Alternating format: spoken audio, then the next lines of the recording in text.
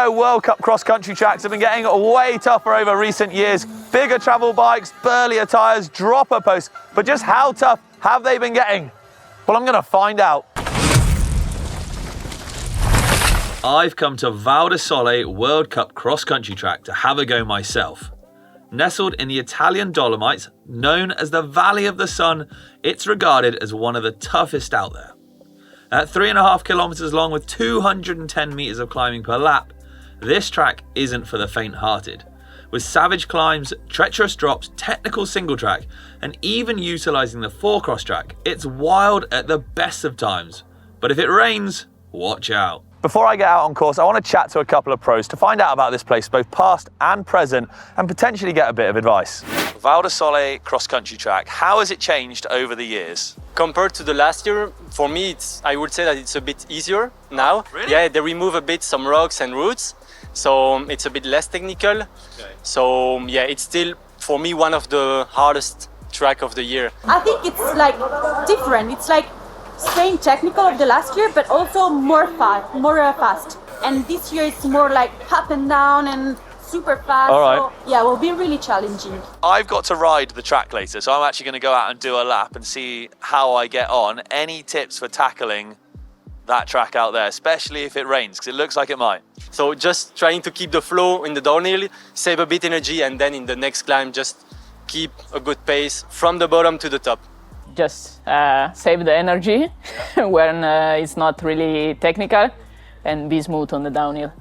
To be faster on the climb, to be smooth in the downhill. Ride fast in the climb and ride smooth on the downhill section.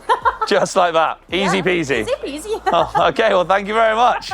Wish me luck. Good luck.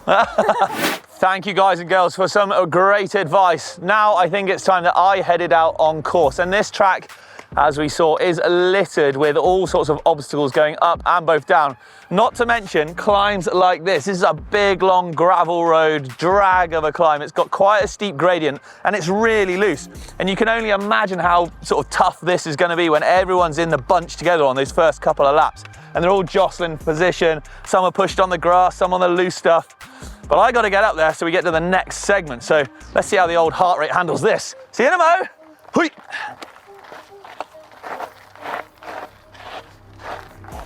Riders' heart rates are going to be absolutely peaking up here. This is the steepest part of this first climb here. My heart rate's at 167, but I'm chilled in comparison, but it does now turn this corner, flatten off and on to the next bit. Oh my God. Wow, okay. This is a sort of another segment and a typical characteristic, I think, of this Val di Sole course. Up behind me is just strewn with rocks. It's really exposed. There are multiple line choices.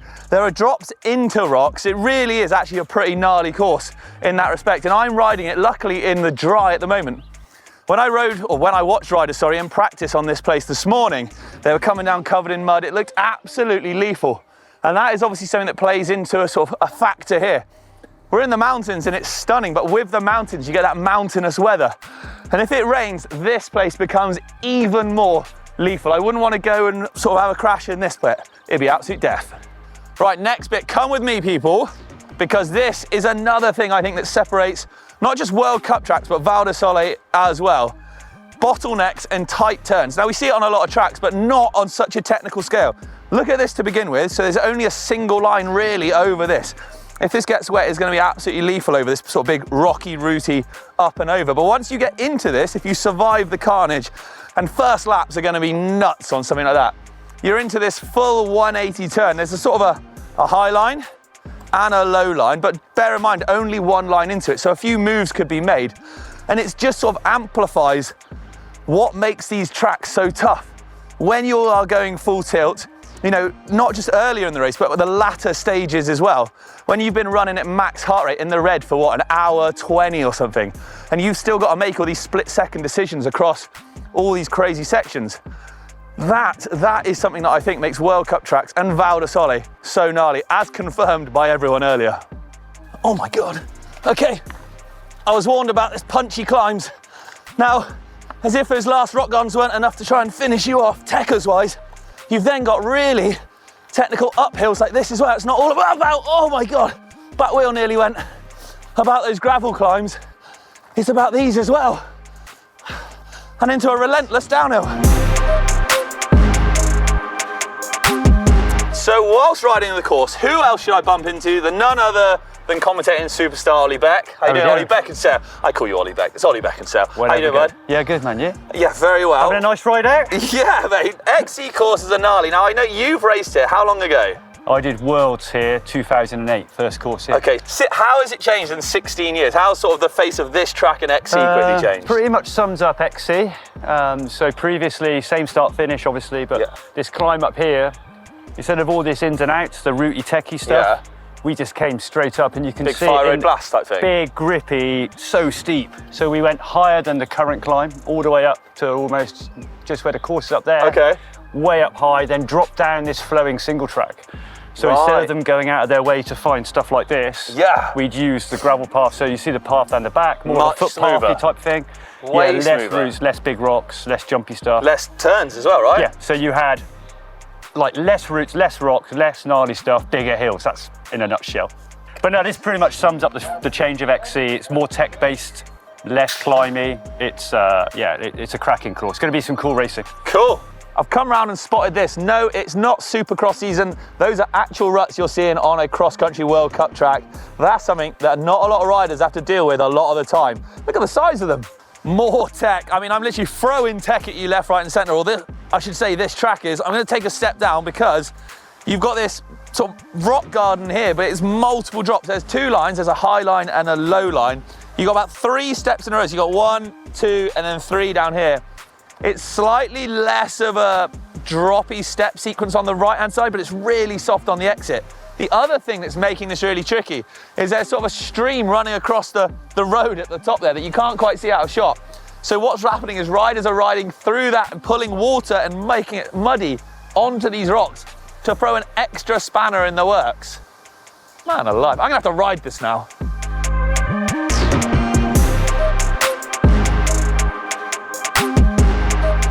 More disgusting ruts. That's my riding of the course done. Now it's time for the racers to do their thing.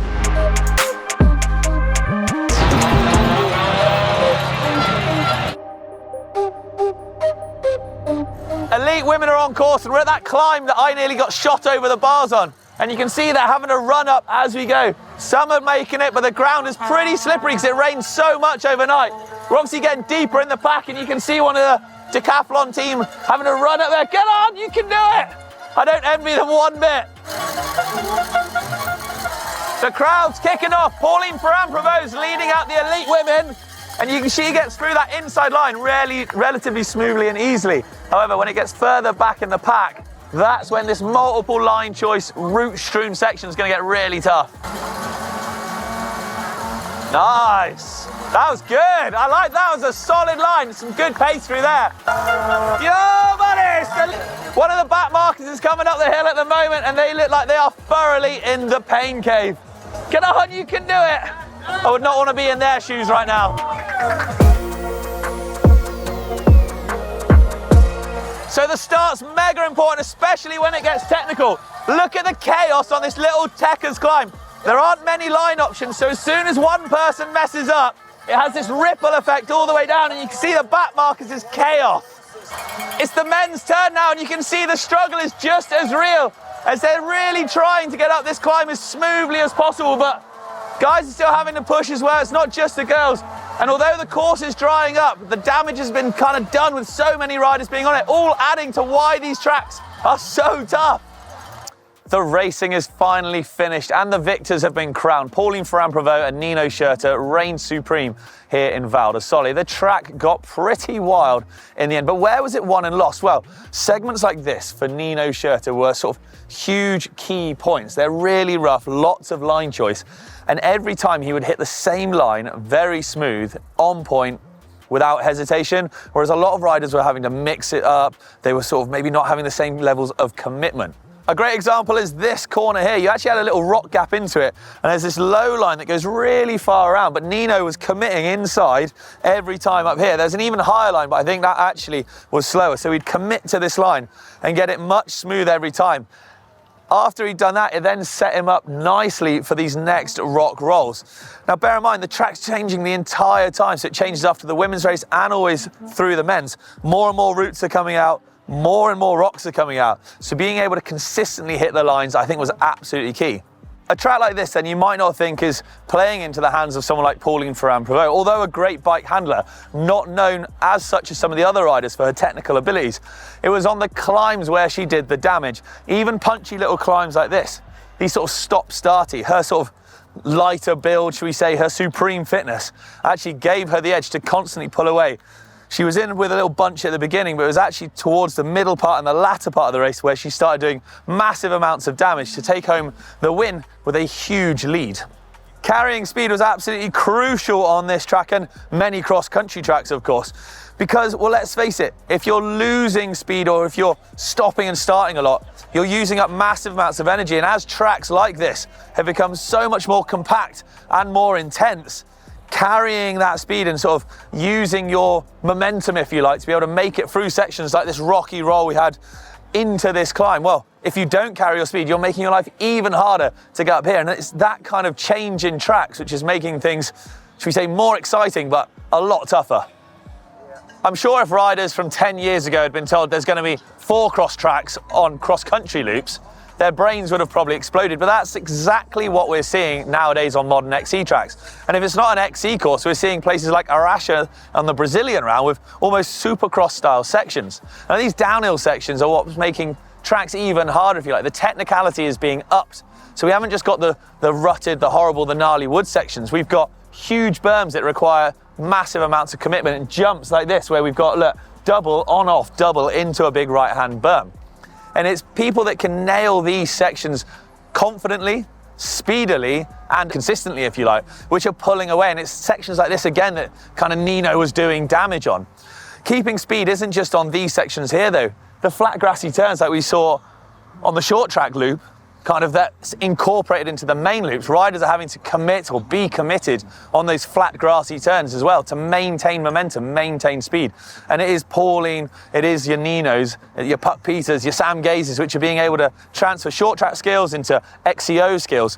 And obviously that is essentially what gave them the wins today. But is this the gnarliest cross-country course on the World Cup circuit? What do you think after seeing this video? Let me know. What do you think of the other tracks, and what other XC content would you like to see? Comments are down below. Like and subscribe as always. Thank you for watching, everyone.